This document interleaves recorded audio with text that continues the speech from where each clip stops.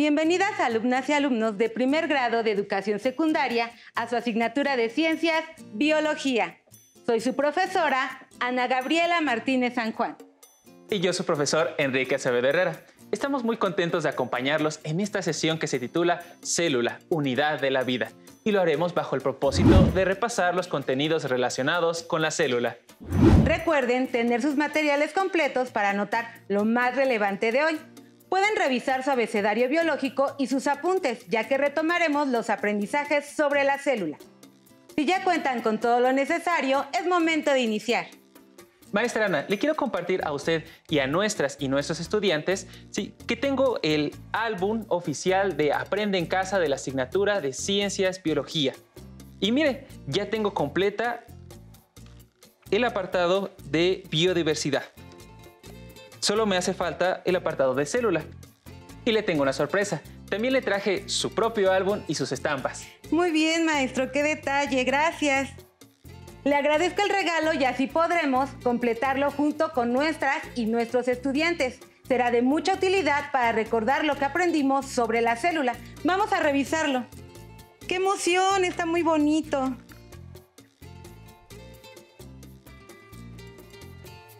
Muy bien. Biodiversidad. Excelente. Mire, en estas páginas que corresponden a los niveles de organización de los seres vivos, acompáñenos a recordar.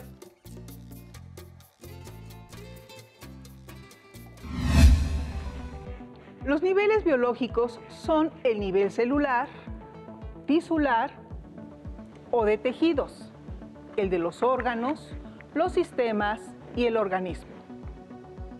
El tercer nivel es el celular. En este, las células se forman con la combinación de átomos y las biomoléculas entre sí. Pueden observar en la imagen que es un modelo de la membrana celular que forma parte de las células a los componentes biomoleculares como son los lípidos, las proteínas y los carbohidratos. Actualmente se sabe que la célula es la unidad estructural y funcional de la vida. En ella se encuentran pequeñas estructuras llamadas organelos, que se encargan de realizar las funciones celulares, por ejemplo, el núcleo. Las células son capaces de realizar todas y cada una de las funciones y actividades para vivir.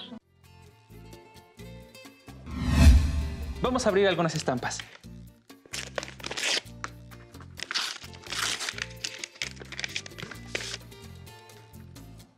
Miren, ¡qué bonitas!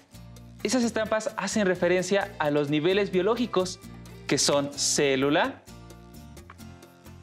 tejido, órgano, sistemas y organismo. Vamos a pegarlas.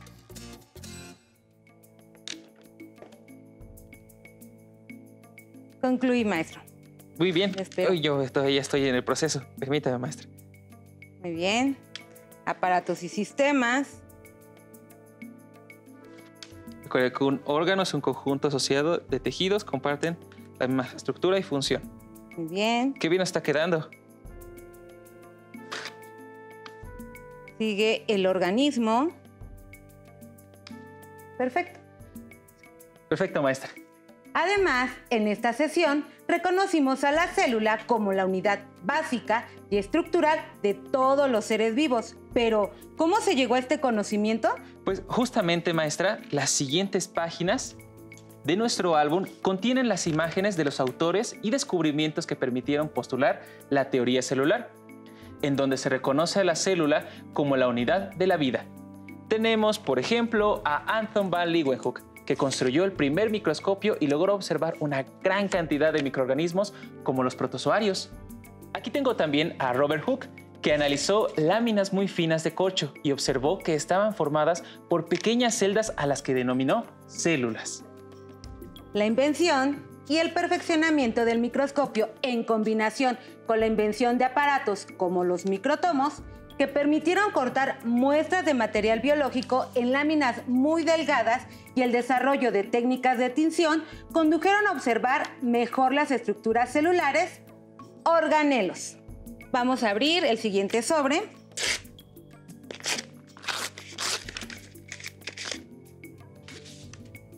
Bien. Aquí se puede observar los microtomos para agregarlos a nuestro álbum. ¡Qué interesante! También están las estampas de dos autores muy importantes. El primero es Matthias Schleiden y Theodor Schwann, quienes precisaron la teoría celular tras observar en diversos tejidos vivos. Vamos a pegarlas en nuestro álbum. Matthias Schleiden.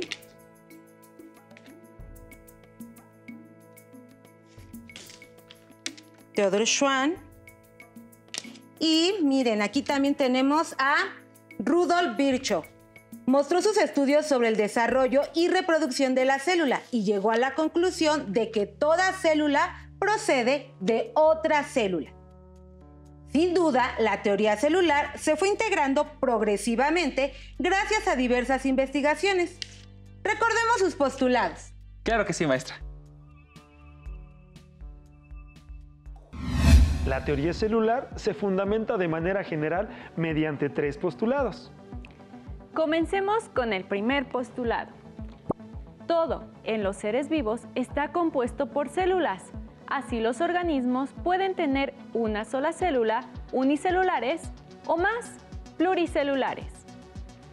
Con este primer postulado nos queda claro que desde los organismos microscópicos hasta los más grandes están formados por células. El segundo postulado señala que todas las funciones vitales ocurren dentro de las células o en su entorno inmediato. Esto podemos resumirlo diciendo que la célula es la unidad fisiológica de la vida. Entonces, todo ser vivo depende de su funcionamiento. El tercer y último postulado nos menciona: toda célula proviene de otra célula. Estas no surgen de manera espontánea, sino que proceden de células preexistentes. Esta unidad morfológica se clasifica en 2 grandes grupos según su estructura, procariontes y eucariontes. Recordemos algunas semejanzas y diferencias. Entre sus semejanzas, tenemos que tanto la célula eucarionte y procarionte poseen membrana celular, citoplasma y ribosomas. Y ambas células realizan todas las funciones vitales como son la respiración, nutrición, relación con el entorno y reproducción, entre otras. Por otro lado, para las diferencias podemos resaltar que la célula procarionte tiene ribosomas y plásmidos dispersos en el citoplasma y no cuenta con organelos rodeados por membranas, además de que es mucho más pequeña que la célula eucarionte. Asimismo, el material genético ADN lo encontramos de forma circular y disperso en el citoplasma, sin una membrana nuclear que le delimite, mientras que en la eucarionte se encuentra dentro de la membrana nuclear.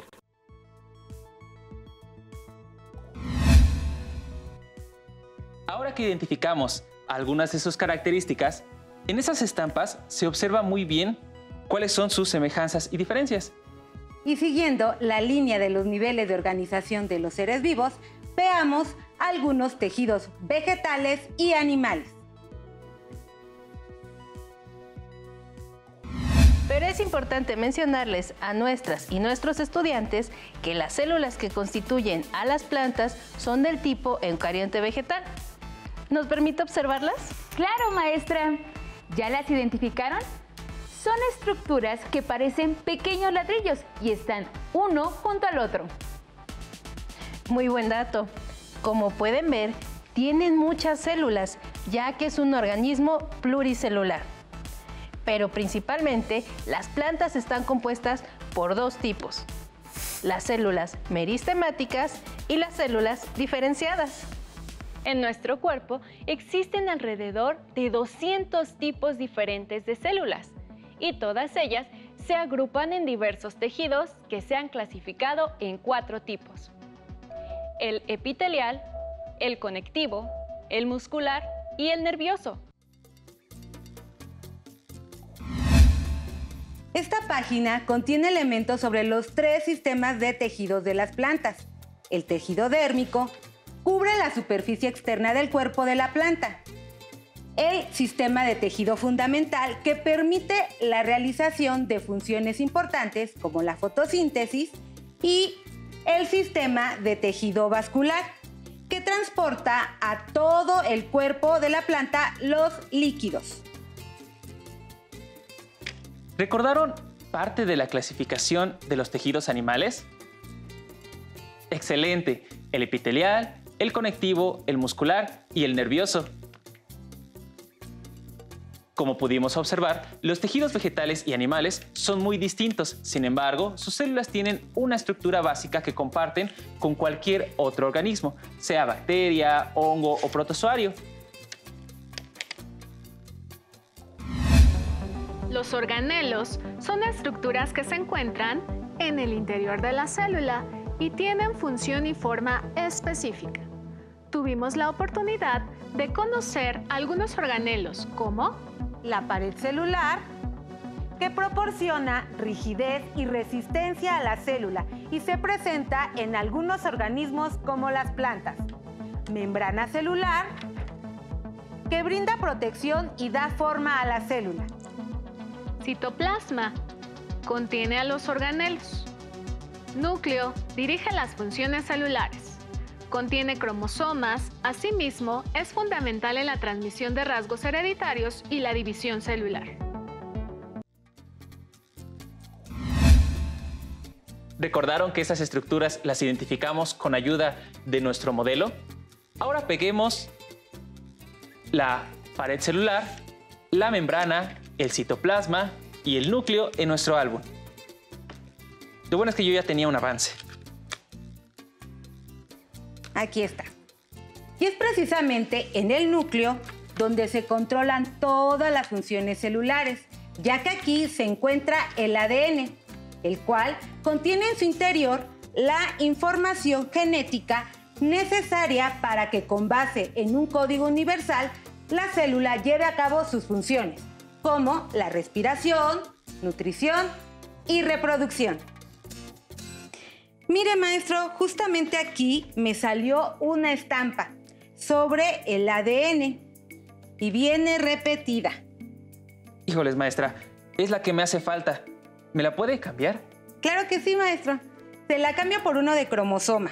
Claro que sí. Y revisando estas 3 estructuras, ¿se acuerdan del aprendizaje que trabajamos con nuestras y nuestros estudiantes sobre este tema? ¿Recuerdan su importancia? Por supuesto, maestra. ¿Qué le parece si recordamos algunos de esos momentos?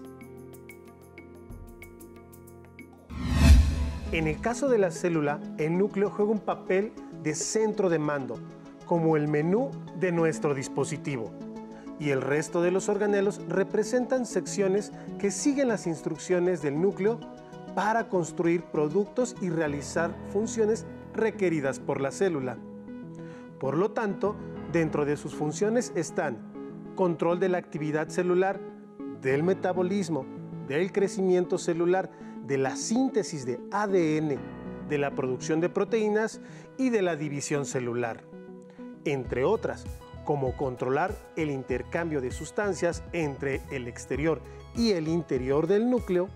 Durante la mitosis o la meiosis, los cromosomas mantienen al ADN enrollado apretadamente alrededor de unas proteínas con apariencia de carretes de hilo llamadas histonas, lo que le permite a la célula transmitir su información genética de forma más ordenada hacia su descendencia durante la división celular. Debemos resaltar que los cromosomas preservan el contenido genético y evitan en lo posible que se dañe o se extravíe. Es que el ADN contiene la información para producir las proteínas que necesita un organismo para reproducirse y dar mantenimiento al organismo. Los genes son pequeños segmentos de ADN contenidos en los cromosomas, en donde se producen los elementos necesarios para las características hereditarias como por ejemplo los pigmentos que dan color a sus ojos, a su pelo o a su piel.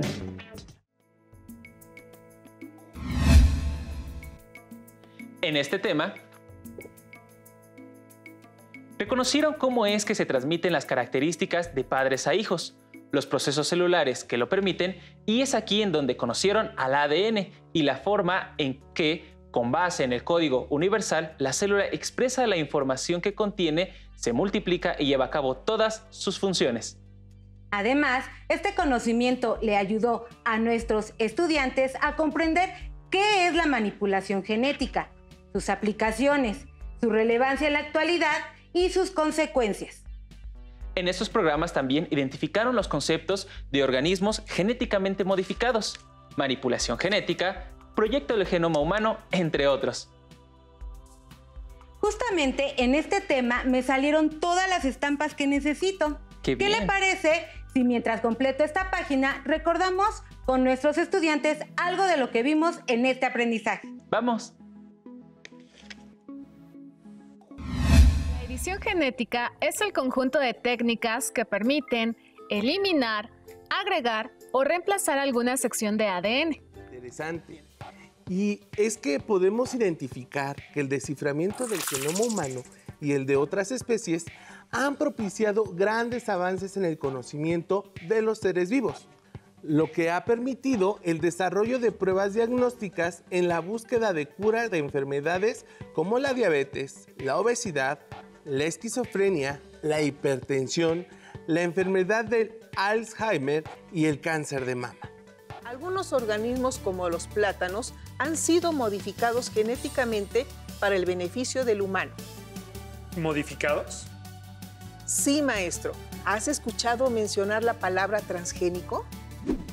Sí, maestra. Recuerdo que son organismos portadores de material genético diferente al propio de su especie. En pocas palabras, contienen un fragmento de ADN que no es de su genoma. Es una época donde podemos mejorar nuestros alimentos e incluso intervenir en nuestro ambiente para hacerlo menos tóxico y más habitable. Y todo con base en técnicas genéticas. Pero es importante reflexionar acerca de los efectos de estos avances, la manera en cómo inciden en la sociedad y las implicaciones éticas que tienen. Con la información que aprendieron en esos programas, desarrollaron sus capacidades científicas para cuestionar, buscar y comparar información sobre este tema, lo que les permitió valorar las implicaciones de la manipulación genética, tanto en la salud como en el medio ambiente. Esto me recuerda a dos estampas que tengo sobre la entrevista que se realizó a la doctora en inmunología Paula Licona y el compendio que coordinó Francisco Bolívar sobre los transgénicos, los cuales nos informaron más sobre el tema. Es cierto, ya lo recuerdo. En el humano, particularmente la edición genética en salud humana, es justificada y se utiliza actualmente para la cura de enfermedades, ¿no? Un individuo que tiene un cáncer o que tiene alguna enfermedad para la cual ya no hay tratamientos, estos sistemas de edición genética se están utilizando actualmente como la herramienta última, o sea, ya cuando no hay otra opción para tratar este tipo de enfermedades. Me recuerda un compendio que escribió Francisco Gonzalo Bolívar Zapata, titulado Transgénicos, grandes beneficios, ausencia de daños, mitos, de la UNAM, de 2017, donde sistematiza la información sobre transgénicos y biotecnología, sustentada científicamente con el objetivo de ponerla al alcance del público en general. También lo leí y ahí sustenta que la tecnología ha estado presente desde épocas prehispánicas y es amigable con el medio ambiente y la salud, pues ha dado solución a problemas relacionados con la producción sustentable de alimentos, la recuperación de ecosistemas contaminados y la defensa de la biodiversidad. Con todo lo que aprendimos, reconocimos que es gracias a la célula que llevamos a cabo nuestras funciones vitales y que las instrucciones para que todo esto suceda deriva de la información contenida en el ADN. el cual se hereda para que continuemos con la vida en la Tierra. Identificamos cómo es que esa información puede ser modificada y a la vez valoramos que alterar nuestra información genética puede ser peligroso, por lo que esta práctica debe ser regulada, ya que aún se requiere mucha investigación. Creo que ya finalizamos nuestro álbum. Uy, no, maestro, todavía faltan 2 estampas. Es cierto. Con ellas descifraremos un texto oculto que nos permitirá responder 4 preguntas, las cuales, si contestamos correctamente, obtendremos un regalo, un microscopio nuevecito. Excelente, maestra. Completémoslo. Aquí están las estampas. Vamos a completarlo. Veamos Bien. qué nos dice el texto. Acompáñenos a contestar las preguntas y valoren sus aprendizajes. Veneno nocivo.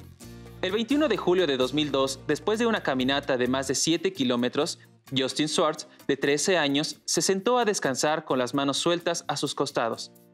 De pronto, sintió un dolor que le perforaba la palma de la mano derecha. Una serpiente de cascabel lo atacó sin advertencia. De pronto, se sentía débil y mareado. El dolor se extendía por todo el brazo de Justin, cada vez más decolorado. Además, sentía como si su mano fuera a reventar. Durante un mes se sometió a 10 cirugías destinadas a aliviar la enorme presión por la inflamación del brazo, a retirar tejido muscular muerto e inició un largo proceso para reparar los extensos daños de mano y brazo. El veneno de la serpiente de cascabel es una mezcla compleja de proteínas venenosas. Las proteínas que causan los peores síntomas son enzimas. Varias de ellas son fosfolipasas, es decir, que degradan fosfolípidos, de modo que las células se rompen y mueren. Las fosfolipasas de la serpiente de cascabel también atacan las células musculares, lo que causó el grave daño en el brazo de Justin, quien requirió grandes cantidades de antiveneno, el cual contiene proteínas especializadas que se unen y neutralizan el veneno de la serpiente. Con base en lo descrito, ¿qué tipo de tejido se ve afectado en primera instancia ante la mordedura de la serpiente? Inciso A, conectivo, porque el veneno se va a la sangre. B, epitelial, porque es el que recubre la superficie del cuerpo y sirve como barrera de protección. Inciso C, muscular, porque el músculo se contrajo ante la mordedura. Muy bien, la respuesta correcta es el inciso B, pues el tejido epitelial tapiza las superficies del cuerpo, protegiéndolo, y se compone de varias capas de células, por lo que el veneno no logra llegar directamente al músculo o al torrente sanguíneo. 2. Si el veneno degrada fosfolípidos rompiendo las células y éstas mueren, ¿qué organelo celular es atacado? A. La membrana celular, pues está formada por fosfolípidos y se encarga de delimitar, proteger y dar forma a la célula. B. El citoplasma, ya que ahí se encuentran los organelos celulares. C. Pared celular, es la parte externa que sostiene y protege a la membrana celular. Excelente. La respuesta correcta es el inciso A, la membrana celular. Quizás se confundieron con el inciso C, pared celular, que se encarga de la protección de la célula. Sin embargo, recordemos que este organelo no se presenta en el reino Animalia al que pertenecemos. La membrana celular, al tener una capa de fosfolípidos, se ve afectada por las enzimas presentes en el veneno de la serpiente. 3. El antiveneno es producido en caballos, a los cuales se les inyectan dosis continuas, que ocasionan una respuesta por parte del sistema inmune del animal, generando anticuerpos contra el veneno inyectado. Un anticuerpo es una proteína que se pega al agente extraño atacándolo, debilitándolo y destruyéndolo. Para que toda proteína se produzca, se debe llevar a cabo una secuencia en su producción, en la que se involucra al ADN. Selecciona la opción que le muestre el orden correcto para crear esa proteína. A. ADN, núcleo, ARN. B. ARN, ADN, gen. O C. ADN, ARN, ribosomas. Exactamente, es inciso C, ADN, ARN y ribosomas. Esta es la secuencia que se lleva a cabo para producir una proteína. Recuerden que el ADN se encuentra dentro del núcleo celular y con base en un código, una fracción de toda nuestra información genética, se copia a ARN, que sale al citoplasma. Las instrucciones que contiene el ARN se traducen en los ribosomas, que se encuentran en el citoplasma. Las proteínas con cadenas de aminoácidos se producen cuando los ribosomas unen un aminoácido por cada 3 bases de las que se compone el mensaje contenido en el ARN hasta completar la cadena completa. 4. Actualmente se están implementando los conocimientos biotecnológicos para mejorar la producción de anticuerpos y hacerlos más eficaces. ¿Cuál de las siguientes opciones sobre manipulación genética es viable? A. Modificar genéticamente el ADN de distintos embriones de caballo y elegir solo aquellos que produzcan naturalmente los anticuerpos. B. Identificar la estructura de la proteína de una toxina para replicarla en el laboratorio en bacterias cultivadas in vitro, que al tener modificada su información genética son capaces de producir anticuerpos de origen humano específicos contra toxinas de laboratorio en grandes cantidades. C. Modificar genéticamente a distintas especies de serpientes con ayuda de CRISPR-Cas9, a las cuales se les retiran los genes que sintetizan los venenos en estos reptiles. Después, dejar que estas serpientes se reproduzcan naturalmente para que en unos años solo existan serpientes sin veneno. Solo la opción B muestra una alternativa correcta, ya que al producir las toxinas en el laboratorio a partir de bacterias, se evita extraer o retirar a las serpientes de su hábitat natural, lo cual no afecta la dinámica de los ecosistemas. La producción de anticuerpos con métodos basados en biotecnología, utilizando bacterias capaces de producir anticuerpos humanos en grandes cantidades, reduce los costos de producción de anticuerpos naturales y ayuda a evitar el uso de caballos para la obtención de una cura. Maestra Ana, llegamos a completar el álbum y creo que después de esta sesión voy a ir al centro de canje para ir por mi microscopio nuevecito. Estoy ansioso por tenerlo. ¡Qué bueno, maestro! Completaré la sección de biodiversidad, que es la que me hace falta, y también iré por el mío. Es momento de despedirnos. Fue un gusto acompañarlos en esta sesión. Soy la profesora Ana Gabriela Martínez San Juan. Y yo el profesor Enrique Acevedo Herrera. Nos vemos en otra sesión de Aprende en Casa. ¡Hasta pronto! ¿Qué le parece si le ayudo ahorita a completar la de biodiversidad? Sí, maestro. Si tienes dudas o necesitas ayuda, llama al Centro de Apoyo Pedagógico a Distancia. El número de teléfono para secundaria es el 55 36 01 71 23. Si requieres consultar los libros de texto en versión digital, recuerda que los puedes encontrar en la página conalitec.cep.gov.mx. Y recuerda que también cuentas con el sitio aprendeencasa.cep.gov.mx, en donde podrás ver nuevamente los videos de los programas y además encontrarás actividades para fortalecer tus aprendizajes. También te invitamos a que consultes la plataforma nuevaescuelamexicana.cep.gov.mx.